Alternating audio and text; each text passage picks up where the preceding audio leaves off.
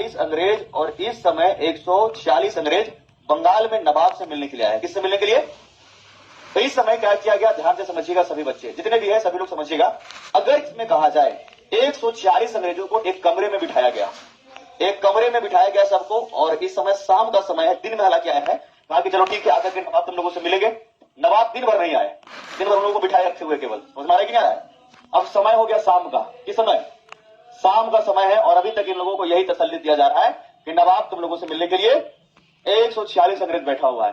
शाम के समय क्या हुआ, जब अंधेरा होने की स्थिति हुआ है, इस सभी अंग्रेजों को इसी कमरे में बंद कर दिया गया, इसी कमरे में बंद कर दिया गया। जितने भी दरवाजे और खिड़कियां थी सभी को बाहर से लॉक कर दिया गया। ये ऐसा कमरा था, ये ऐसा कमरा है कि अगर इसके दरवाजे और खिड़कियां एक साथ लॉक कर दिया जाए, बंद कर दिया जाए, तो पूरे कमरे में निर्वात बन जाता था।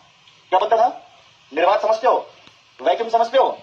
जहां हवा नहीं पहुंच, जहां आवे हवा, थोड़ा बहुत हवा अगर कहीं से जाए भी, लेकिन ना के बराबर एकदम से, समझ में आ रहा है क्या? और इस पूरे कमरे में 146 अंग्रेजों को एक साथ में बंद कर दिया गया। कितने अंग्रेजों को?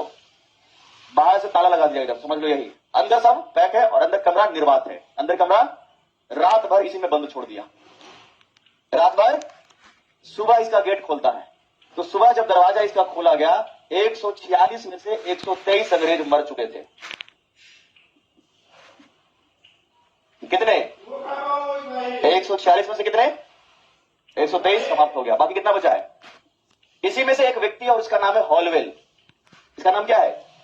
ब्रिटिश व्यक्ति है और इसका नाम क्या है? और ये हॉलवेल एकदम समझ लेना कि एकदम गेट पर है।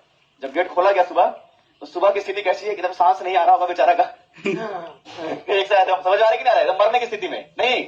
और जब गेट खोला गया एकदम मरने की स्थिति में जिंदा है ये हॉलवेल। इसी प्रकार से जिंदा बचा। इस प्रकार से टोटल कितने लोग जिंदा बचे हैं? मर गए।